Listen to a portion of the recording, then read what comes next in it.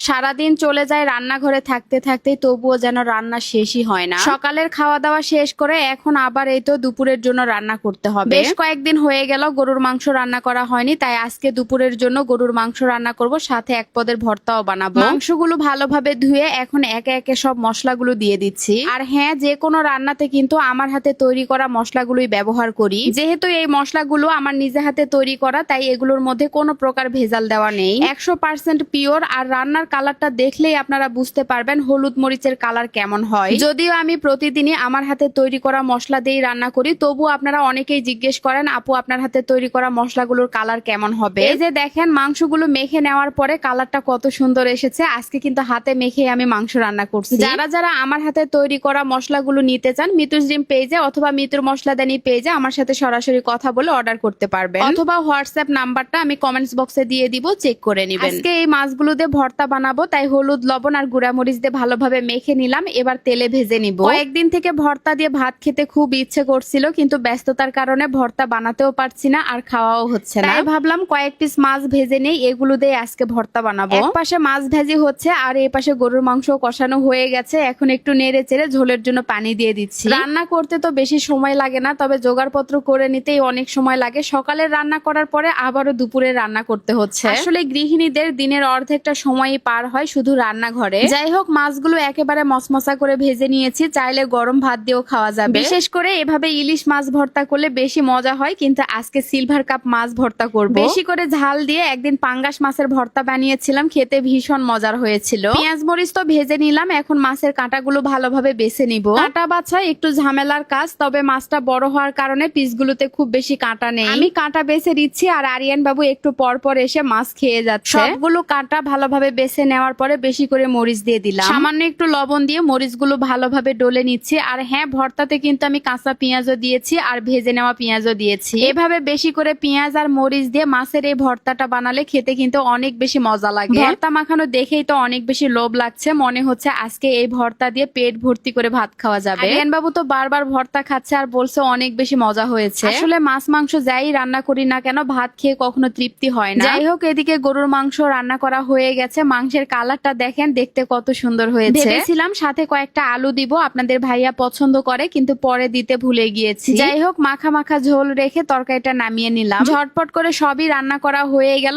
এক পাশে ভাতও বসিয়ে দিয়েছিলাম রাইস কুকারে। ভাত রান্না করতে তো 10-15 মিনিট সময় লাগে। ভাতও রান্না করা হয়ে গেল, তারপরে সবাই মিলে এখন একসাথে দুপুরের খাওয়া দাওয়া করবো। আজকের মতো এখানেই বিদায় নিচ্ছি। সবাই ভালো থাকবেন, সুস্থ থাকবেন, আর ভিডিওটা ভালো লাগলে অবশ্যই শেয়ার করবেন। আল্লাহ হাফেজ, টাটা।